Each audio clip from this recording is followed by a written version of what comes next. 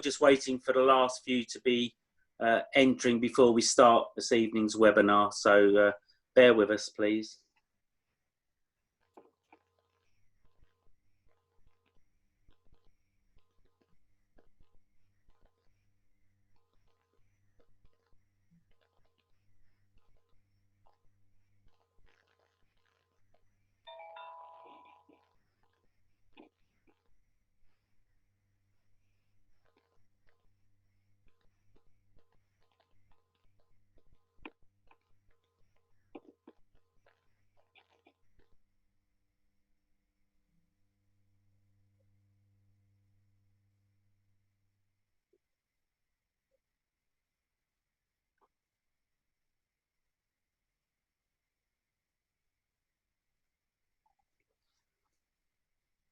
I'm just waiting for Dan. He'll give me a thumbs up when he feels we've got everybody in from the waiting room, and then we'll start this evening.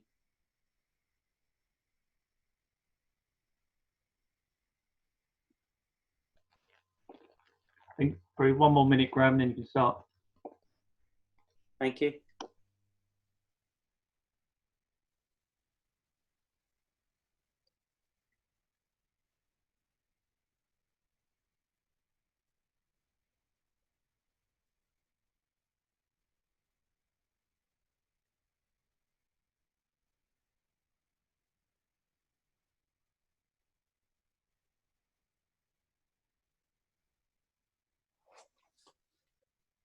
Well, good evening, everybody, and welcome to the latest in our webinar series from Essex Cricket in the Community, and supported by our colleagues in all the neighbouring counties as well.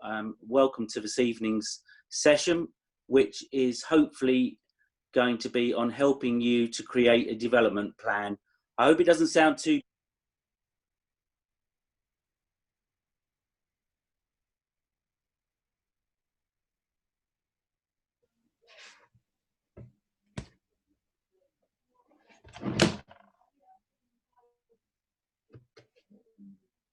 Simon, over to you to introduce yourself. Thank you very much, Graham, and thanks for the opportunity to talk about development plans this evening. Just a bit of background, I've been asking about myself. Most of my career was spent in Whitehall, including the Department of Culture, Media and Sport, where I was head of strategy at one time. I worked on sport policy, one time in the Prime Minister's Strategy Unit, and then more recently from 2008 working as head of sport for the Mayor of London, the previous Mayor, Boris Johnson, and the current Mayor, Sadiq Khan, and I left there last year. So I've got a kind of background of writing policy and strategy, and so what you're about to see really is what I've been asked to provide to you this evening is really just some general basics of writing a development plan. These are basics that are pretty applicable to anything, whether it's a cricket plan or selling widgets. The principles are pretty much the same thing. There is an ECB template which will be available on the website after this session for you to look at. This is kind of my own take on it. This is not an exhaustive list, nor am I for one moment suggesting that you have to do everything within this. And indeed, many of you will be familiar with the sorts of things that will be in a plan. You may well have written your own and be familiar with what I'm about to show you. But I've been asked to do this evening for those who may need just a little help and may have not have done one before, just to give some ideas. So it really is just for you to take from it what you feel you need or what you feel applies to you. I don't want it to be too onerous. I'm quite aware. I play cricket myself, lifelong cricket fan and player, and I'm well aware that for most clubs, simply getting a team out or getting someone to do the tees is the extent of the time that they have available. This is a hobby, so I'm not suggesting that every club has to do everything within here. But I do think that that planning anything, whatever it is, at any level, is obviously a good thing to do. Particularly at a time at the moment, of course, when we're going through this awful time with coronavirus, the future is uncertain, and how are we all going to fare if we get some cricket this season, and of course going into next year, who knows, will we be able to keep and recruit new players and keep the ones we've got? So this is a kind of run through. You're probably doing much of this already, so this is just a way of formalising some of the things that you may well be doing already. Graham, you're going to take the first 3 slides, I think, aren't you? Yep. Thank you very much. And also, just take this opportunity to remind everyone that's used to the webinars and perhaps those that are new tonight, we have the chat room, which hopefully you can find on your screen. If you have got questions for Simon or myself, please enter it on there and we'll do our level best to answer a few at the end. And if it's too specific, we will come back to you individually and answer that question. But I think, as Simon has already said, the first few slides I'm just going to show you tonight are very familiar to all clubs that have got Club Mark, because we've encouraged clubs to use that over the last few years as a way of looking at their whole structure of their club, whether it's a lack of players, whether it's a desire to get more volunteers, whether you need to improve your facilities or your finances, but really to look inwardly at your club and see, have you got enough supporters? Are you actually working with everyone in your club, making them aware of what your intentions are and where you want your club to go in the next 5 to 10 years? And we're strong believers at ECB, and I'm sure if you talk to any of the successful clubs in the county, and don't have to be big clubs, but clubs that have got a good foundation, a lot of it is built on that strong sort of governance at the bottom, where they know where they're going to go as a club, and then the rest of it falls into place because they've got the right basis for it. And I think we're going to be coming out of this situation now with an ideal opportunity for clubs to perhaps, if they haven't already been considering it, re-evaluating where their club's going to be. For too many clubs, I feel it's all about just Saturday afternoon cricket. We've got a venue there that's available in a lot of places 7 days a week throughout the summer and quite often into the winter as well. What do we do as a club to make the most of that in our whole community? And are we sharing it? Are we really making people aware of what's about? And this might just be an opportunity for clubs who, I'm having a lot of conversations on a daily basis about their possible risk of even surviving throughout this issue. And we're just trying to throw out some ideas tonight that maybe look beyond just that Saturday team. Are there some other areas that make your club worth investing in? So hopefully I've not taken too much of your agenda, Simon. I'll let you speak for a long time now. Thank you very much. Okay, Dan, if we can, Dan's clicking on the slides. So Dan, if we can go to that's it. So this is a summary now of what we're going to cover, which is the rationale for a development plan and why it matters. Just some suggestions for content, some tips for how to write a plan. And as I said before, it's just take from this what you need. And then just have a quick look at kind of a look and feel of a document with some format and just some examples as well. So that's what we're going to cover in the time available. We've got till 5:30.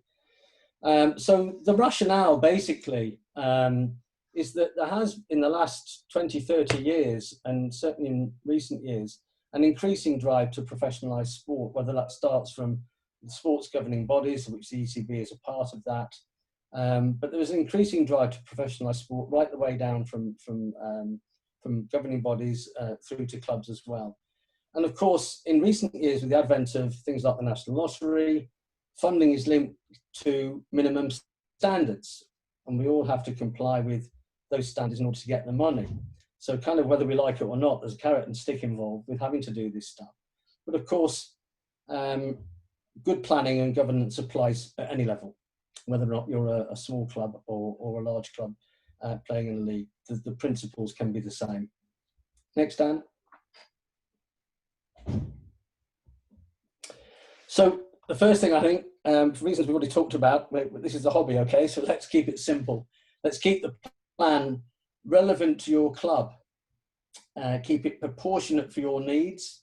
It could be a 100-page document, it could be one side of A4, but keep it proportionate to your needs. And of course, what it has to be for you and the resources you have available It has to be suitable for what is really practical delivery. Otherwise, of course, the whole thing is pointless. Next. So keeping it with an eye on keeping it simple, I think there really are 4 key stages, key elements to any sort of plan. Starting, and we will cover these points in turn, starting with analysis, analyze the current situation before you get started. You then need to formulate your plan, and we'll go through these stages. Then, of course, it's about implementation of that plan and how you review that plan going forward, which then feeds back into the analysis, and we go around in that sort of strategy planning cycle as a continual thing. So it's not a kind of linear thing, it's going around at each stage, reviewing, analysing and adjusting as we go. Next, Dan. So in terms of getting started, before you start, clearly you need to identify who's going to write the plan, who's going to hold the pen on this thing. It may be more than one person, there's different chapters, but you need one pen holder and identify who's actually going to do it. And clearly you need to identify what resources and support he or she will have. Will the committee help? Who's going to kind of help in, act as a kind of, as a mentor or as a critical friend to whoever's writing the report? What is the scope of the report? What's it supposed to cover? Is it supposed to cover every part of a cricketing aspect? Is there non-cricketing aspects it's going to cover? Be clear about the scope of the report and what it's going to cover as part of that. And what is the timescale for it? Is it a year, 3 years, 5 years, 50 years? Again, be absolutely clear about that. Three years tends to be a pretty standard one, but you may want to look at longer term goals as well. Who is it you're going to consult with? Clearly your players, your members. Do you need to think about parents, consulting them? Is there a local authority consultation as part of this? Local businesses, I don't know if you're trying to get sponsorship. And there may well be an avenue into Essex and Dan's team. We'll say some more about that as well. And then clearly, what's the timeline for completion of the plan? I would suggest setting yourself a date, or you can find yourself drafting a plan forever, because everyone will want to just one more thing and add something to it. So set a clear timeline for completion of the plan. And then finally, what are you going to do in terms of publication and future use of the plan? How are you going to publish it? In what format? Okay, Dan. I think if I could just if you were to just look at this slide and take away just this slide, I think I could almost stop here, because for me, it is really very, very simple in the sense of what we should be doing, I think, is having absolute clarity of where we are now, where we want to be, and how we're going to deliver. And if I was writing any strategy, those are the 3 key elements that I would do for anything. And an absolute clarity about that. If you get that, then you're going to be well on your way to having a pretty decent plan, and whatever it is. So to me, Dan, if you could just click, to me, that encapsulates pretty much what I want to say.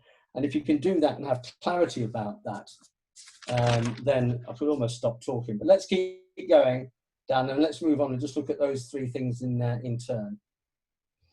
So where we are now, you might want to just, in your plan, just have a little bit of background about your club, a little bit of history about it, and the journey that's got to the point that you're at. There clearly needs to be some analysis of your club, and make that very honest analysis. There's no point in that analysis not being honest. You're doing yourself no favour. So be really honest about analysing the current situation of the club. Clearly, if you've got visions, aims and values, etc., that's great. It's good to know what you do stand for, how you go about your business, and the values that you do as you employ as you do that. And of course, everything you do should link to those values and those aims. Be clear about, in your analysis, what resources you have, whether they be human resources, the kind of coaching and other people that you have and the skills that they bring, what physical resources you have, whether it be facilities or other assets, and of course, what financial resources do you have in terms of budget. And for those of you who are familiar with SWOT analysis, it's something that some clubs do, some people do a SWOT analysis before you actually decide to kick off. So It's its strengths, weaknesses, opportunities and threats, for those of you not familiar with that. But there's plenty of guidance on what to do. So an absolute baseline assessment of where you are as a club is crucial before you kind of decide what it is you're going to be doing and how you go about doing it. Okay, Dan, next. So you've decided, you've got your baseline, you've been very honest, and you've had honest conversations around with your stakeholders about where you are. And the next step, of course, therefore, is to be very, very clear about where you want to be. And again, absolute clarity about that. So have a very, very clear vision for your club. Have very clear targets for the period that your report covers, whether it's 3, 5 years. And as I said before, do you want to have some longer term goals, maybe 10, 15 years? Have some very, very clear targets linked to your vision and your aim, because it will. Dan, you're going to, could you go back, Dan? That's it, just wait for the nod, thank you. And have some very, very clear objectives, some smart objectives, which we'll talk about in a moment. So again, absolute clarity about your baseline, absolute clarity about where you want to be. And I think, as I said at the start, it may just be about survival and not being what you see in front of you, you know, having closed down the club because, you know, no future. So it's avoiding what you see in front of you. It may well just be about survival and not ending up like you do in the photograph. Okay, Dan, time for the next one. It may well be that you decide that, of course, you're going to win the league. Your first team's going to go on and win the division and march on to glory. And that may be part of your planning. It may be, the next slide, Dan, please. You may decide, in fact, what you're looking for is world domination. And in fact, nothing's going to get in your way as you march on towards glory, having won your league, and you're going to take over the world. But actually, there's only one team can win the league. And in the longer term, what you're looking for, of course, is something a little bit more modest and a little bit more realistic about that, and something that's actually sustainable in the longer term, rather than a sort of 12-month, 2-year peak where you may win the league, but what comes after that and how can you plan for the longer term? Okay, Dan, next slide, please. So what does your club look like? Does it look like this? Does it look like a lot of white, middle-aged men, aging men? Is that sort of reflective of your club? Is it something that you have looked at and aspire to change? So you maybe, Dan, if you click on the next 3 slides in turn, that'd be great. Do you want a youth section? Do you want to encourage more women and girls into the sport? And indeed, do you want to actually consider how you can get disabled people to play cricket in your club and really broaden and diversify the people that you're engaging with in terms of how you're going to access the future and recruitment as well? And finally, the final bit on this one, Dan, please. There's the smart slide for you that explains the SMART acronym. You want specific measures, you want them measurable, you want to be able to achieve them, they have to be realistic and make them timed as well. Some of you would be very familiar with that. Okay, the next slide, please, Dan. And then, of course, the big thing, how are you actually going to deliver this? What is it you're going to do? But again, you have to be very, very precise. It's amazing how often that doesn't happen. I you know, myself have been involved with clubs who say, well, we've got to have more players. You know, can you ask around your mates to see if we can get more players? And of course, everyone goes away and somebody might have a conversation with somebody else, but no one's actually in charge of doing that. And so, you know, maybe not a lot actually happens because everyone thinks everyone else is doing it. So, you know, who's leading that? Who's leading those tasks? And be very, very clear about ownership of specific tasks. Identify the resources that you need. Are you making the most of the people and the skills you've got within your club? You know, the people can get their time. You've got an accountant who can do the budget. Are you making good use of the resources that you've got? What funding might be available to you? ECB have funding. There's lottery funding now on stream, Sporting, and of course. And not so much funding, but in terms of club support, I mean, the work that the Essex Cricket and Dan's team does with people like Graham and the people that work on Dan's team, I can't Commander Heine. They are fantastic. So the support there, if you want it. I don't know if I've given you too much billing there, guys, but the work you do is fantastic. So there's a lot of support there for clubs that isn't just about money. What structures do you have? Is your committee structure right? Do you need to set up I hate to use the phrase subcommittee or a working group for women and girls, for example, but have you got the right structures to deliver what it is you're looking to do? How are you sharing the workload? You know, there's that whole thing about one person's doing everything, that poor person's running around, maybe a benevolent dictator, but you know, one person doing everything is quite common. And what happens in terms of succession planning? So share the workload. Be prepared to learn from others. There's plenty of good practice out there, and of course, be prepared to do things differently. So Dan, the next, if you just click, please. So, you know, what is it you're doing as a club? Are you just focused on traditional forms of the game, played in a traditional setting? You've done that for years, it's been successful. Is that what you're going to do in future? Or are you going to consider some alternatives? Next two slides, please, Dan, one after the other would be fine. Would you look at alternative formats, such as tape ball, for example, quick cricket, in non-traditional settings, urban cricket, the Everywhere a Cricket Ground initiative by the ECB is a fantastic way of providing or showing how to provide cricket in a non-traditional setting and in a non-traditional way. Next photo, please, Dan. And then to what extent do you want to engage with the local community beyond the work that you're doing within cricket? You know, there's so many ways of doing that. I could talk a long time about that, and it sounds like we've got a session on this next week. But there's a photograph there of Pip George and I think Colchester, is it Graham, doing some food bank activity in the community. The cricket tea with a difference that Essex is running is a fantastic way of clubs engaging with their community, all of which will help you to integrate further with the community and potentially give you some new players out of it. So next slide, please. I'm conscious of time. Let's have time now, I think, to just have a quick look at sort of look and feel about some practical examples. So if you can click on the next bit, please, Dan. This is a very simplistic visual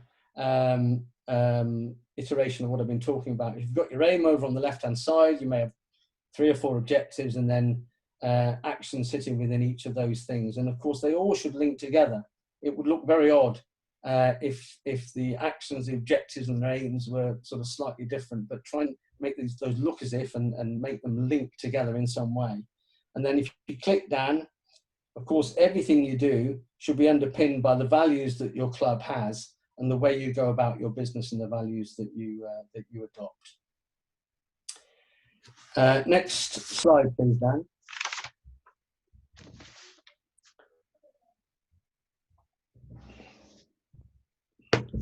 Next slide, Dan, please. Thank you. Oh, no, go back. Thank you. Graham very, very helpfully sent me, and it'll be helpful to you, a couple of really, really good examples of some development plans. One was from Malden Cricket Club, and then this one from Gallywood Cricket Club, and both of which are excellent. I'm sure there are plenty of others. Those are just the 2 I saw. Both excellent examples, and we thought I'll just show you this one extract from it, but the whole plans will be available after this seminar. And I've got to say that the Gallywood one in particular is one of the best I've seen. It really is excellent. I have no affiliation to Gallywood, by the way, but this sort of thing, and this is just one page from it, sets out pretty much what I'm talking about. You can see across the top there where it says reference number. Each action has a number. There's a very, very clear activity. It talks about emphasis. It talks about the area of the club. There's a link to each objective, and then there's ownership of that activity there. And that is a really, really good way of bringing to life exactly the sort of thing I'm talking about. So next slide, please, Dan. And then finally, really what we're looking at is the format of your plan. Is it going to be web-based? Are you going to produce hard copies? What's it going to include within it? I'm not suggesting every plan should include a risk register. or a comms plan, you might expect it to see some sort of budget in there. But a comms plan can be a very good way of just telling people what you're doing and showing the local community that you're welcoming them to your club and explaining and showing that you exist, basically. And then next one, please, Dan. And then finally, of course, what you want to do is monitor and review your plan. Identify regular monitoring points, almost certainly going to be through your committee. But keep it under review. It's it's a living document. Don't let it sit on the shelf, that old chestnut. And then consider timing for the next version, because before you know it, you'll be through the plan and it'll be time to start thinking about the next one. Next slide. I've said it before, if you remember one thing, please just remember this one thing, this one slide, where we are now, where we want to be, how we deliver. If you focus on those things, get those things absolutely clear and right, then I think you will do pretty well. And then we're on to the last slide, Dan, thank you. And just to say thank you, I've kind of rattled through at quite some pace my own thoughts about that. As I said, there's an ECB template. Those Gallywood and Malden ones will be available for you. Happy to take questions or maybe to follow up after this session if there isn't time. But I think we're close to time, so that's it. Thank you. Brilliant. Thank you very much, Simon. Absolutely brilliant. Hopefully some valuable information for clubs. And I think the important message is, again, pitch it at the level for your club. Don't feel compelled to come out with massive documents if your club doesn't need it or if you're not resourced at this stage to be able to do that. But I strongly believe there's a chance here for clubs to really think about where they want to go. And I think the idea, Simon, of sharing with your local community, perhaps get in touch with a local parish council or something, show them what your plans are. I think one of the very important bits of perhaps developing a plan is that it will certainly help you when you go for funding. To be able to share with a funding body exactly where your club is trying to go, what you're trying to do, can only enhance your application. And if it's something that is achievable and looks relevant, I'm sure they'll be wanting to help you. And also just not a plea, but a request from Natalie, who very much leads on our women and girls, that if women and girls is a subject that you're very keen to develop as a club, perhaps consider that as a little subsection, put it in a separate document so that when you're discussing with Natalie here or in a separate group at your club, that has got a distinct section and can work through, because it might not get lost, but if it's in a big plan, may not get the focus that perhaps you're looking for. But can't thank you enough for that, Simon. Natalie or Dan, I don't know on the question and answers tonight. Have we got anything in the chat box? No, I think just Simon covered so much information there that was really interesting. Just probably one for you, Graham, with around Club Mark and the potential changing of that going forward. Is there a specific format for Club Mark? Clubs have used like the 4 Ps in the past, or as Simon says there, just doing what's right for their individual club will suit Club Mark's needs. Thank you. Good question, Andrew. For now, I quite like the document that was produced by the ECB, the Club Mark one. We can share that with any clubs that have not seen it before. Equally, some of the stuff that Simon has given us tonight is even better than what we've got. So I don't think there's any hard and fast rules. Clubs are not obliged to use any of the templates or anything we've given. We're just there to sort of try and provide support. And I can't urge clubs enough. Everyone knows that we'll always help you at Essex. And if clubs want to sort of talk through elements of how you develop a plan or where to look next, please do get in touch with us, because we can't help you if you don't get in touch. And we don't want clubs, in the same way that we've tried to help financially and make sure you're sound, we don't want to hear clubs folding because of a lack of players or a lack of ability to go forward. And this may be just that chance to speak to us to try and help that. So I hope that's helped tonight. I think we've just about used up our allotment of time, if there's no other questions. Just a quick advert, but next week we have 2 more webinars, as hopefully as usual. Tuesdays is a wider community engagement. That's at midday. And on Thursday, we will have another webinar on the women and girls game at present. As always, they should all be recorded. So if you do miss them, then hopefully you better catch up. So Dan, unless there's anything else, thank you very much for your attendance. Thank you.